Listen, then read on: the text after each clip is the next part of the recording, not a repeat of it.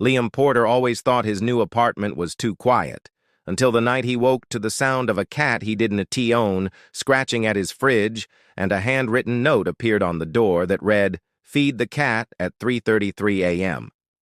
It started with a note, a small yellow sticky paper pressed to my refrigerator that I didn't remember writing. The handwriting looked like mine, but the lines trembled slightly, as if written in a rush or with shaking hands. It said, "Feed the cat at 3:33 a.m." I stood there staring at it for a while, confused. I didn't own a cat. I never had. I didn't even like cats. My apartment was too small, too quiet, too still for another living thing. So where had this come from? The words on the paper felt wrong in a way I couldn't explain. Like they were meant for me, but not written by me. I peeled the note off the fridge and felt a chill run up my arm. The paper was slightly damp, and it smelled faintly like metal. I crumpled it and tossed it into the trash, but even after it was gone, the phrase stayed in my head. Feed the cat at 3:33 a.m. That night, I went to bed early, trying to shake off the unease. The room was dark, and the only sound was the faint hum of the refrigerator in the next room. I left my phone charging on the nightstand, the screen facing me. When I finally drifted into a light sleep, I woke again to the sound of scratching. It was faint at first, almost gentle, coming from somewhere near the kitchen. I told myself it was the pipes. Old building, bad insulation, nothing to worry about. But then came the purring. Low and steady, the kind of sound that cats make when they recontent, only this one did not sound content. It sounded hungry. I froze under my blanket, staring at the red glow of the digital clock. 3:32 a.m. The sound grew louder, closer, as if it was pacing right outside my bedroom door. The purring rose to a rumble, vibrating through the walls. My pulse quickened as the seconds ticked away. Then, exactly at 3:33, everything stopped. The silence was deafening, thick enough to make my ears ring. I forced myself to sit up, my eyes scanning the dark room. That's when I heard the faint sound of something sliding across tile, the unmistakable scrape of a bowl being pushed on the kitchen floor. I swallowed hard and whispered to myself that I was imagining it. But then, under the blanket, something brushed against my ankle. I kicked the covers away in panic, my heart pounding so fast it hurt. Nothing was there. Only a faint trail of soft white fur leading out of my bedroom and toward the kitchen. I followed it slowly, every step making the floorboards creak beneath me. The fur trail ended by the fridge. The trash can was tipped over, the crumpled sticky note lying flat on the floor again, perfectly smoothed out as if someone or something had taken the time to unfold it. The message was still there, the ink darker than before.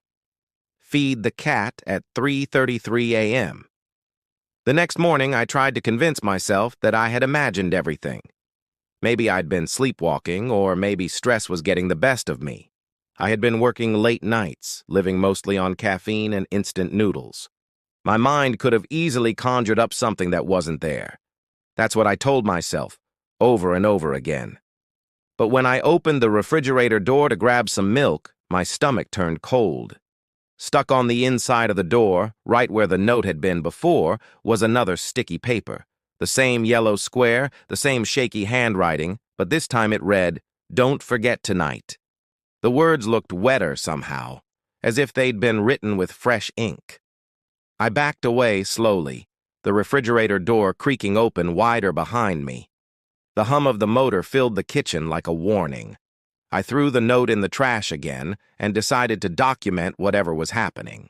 Maybe I could prove to myself that it was all in my head. That night, I set up my phone on the counter facing the kitchen.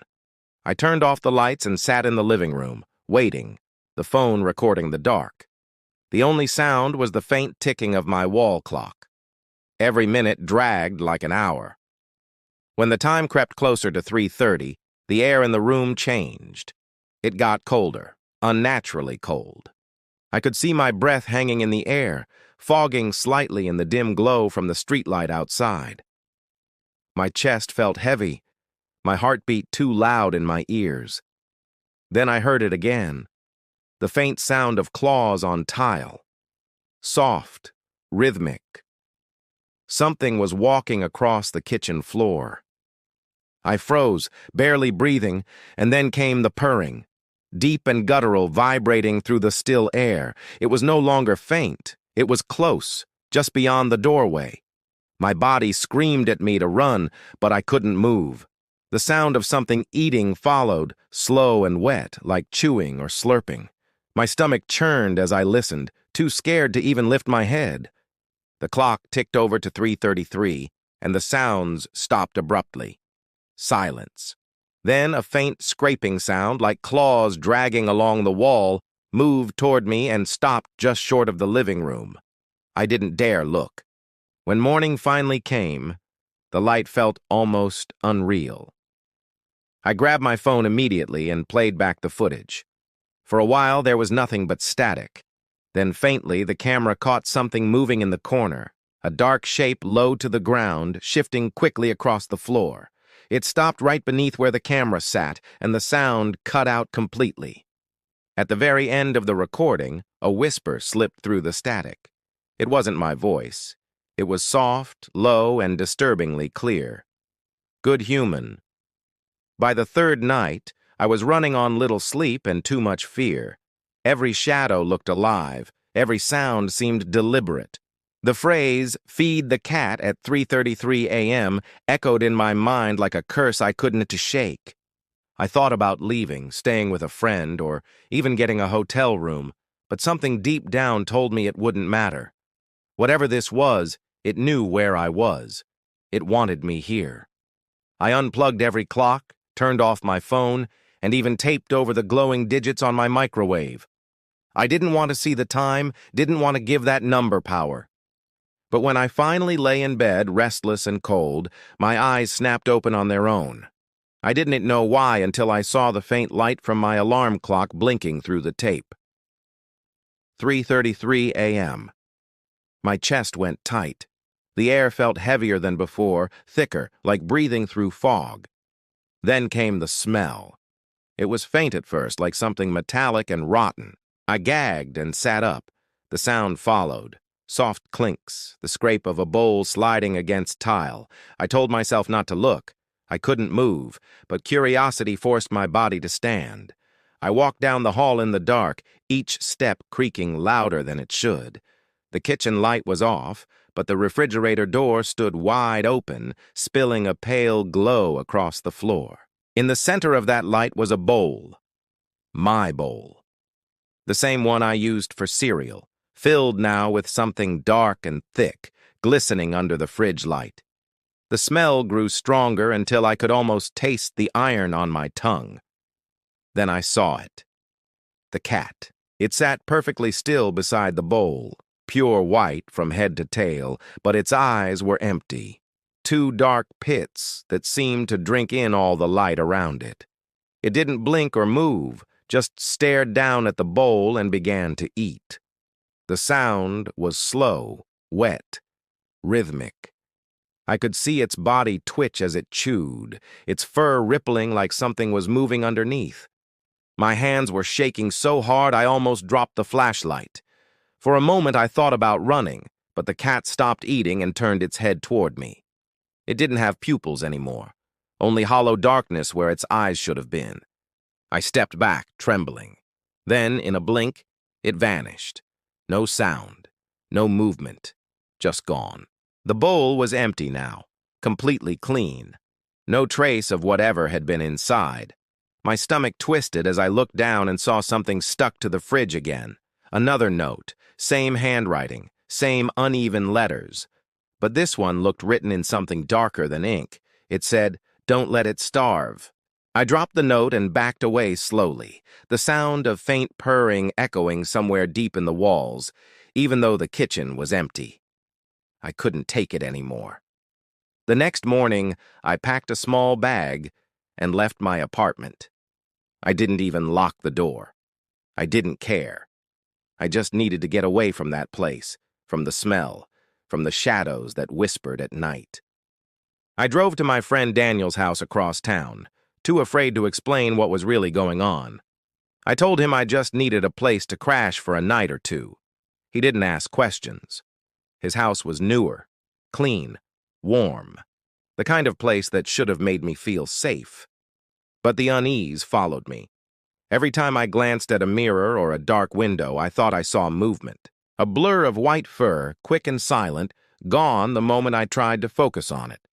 I stayed up late on his couch, watching mindless videos to drown out my thoughts. Around midnight, exhaustion won, and I drifted into a shallow sleep. When I opened my eyes again, the room was pitch black. I reached for my phone, but it wasn't on the table where I'd left it. Then I saw the time glowing faintly on Daniel's microwave across the kitchen. 3:33 a.m. My stomach dropped. The silence of the house felt alive, like the walls were breathing. Then came the soft sound of something sliding on tile. The familiar scrape. The bowl. My heart thudded painfully as I heard faint purring, closer than ever before. I turned my head slowly toward the sound, afraid to see what was waiting in the dark. There, at the foot of the couch, was the white cat. Its eyes were black holes again, swallowing the dim glow of the appliances. Its fur looked thinner now, like patches were missing. I could see dark skin underneath, almost human-like. It tilted its head, and even though it didn't open its mouth, I heard it speak. Inside my head, soft and demanding. "Feed me." The voice wasn't a whisper anymore. It was a command, a hunger that clawed at the inside of my skull. I squeezed my eyes shut, but the voice grew louder, sharper, as if it was burrowing through my mind. The air turned cold, and my breath came out in short, shaking clouds. When I opened my eyes, the cat was gone. I jumped up, flicking on every light. The bowl was sitting on the floor in front of the couch. My bowl, the one from my apartment. It was empty, but a smear of something red lined the bottom. I stared at it, trembling, my heart hammering against my ribs. Daniel came downstairs at sunrise, yawning, completely unaware. He said he hadn't heard a thing, hadn't seen anything strange.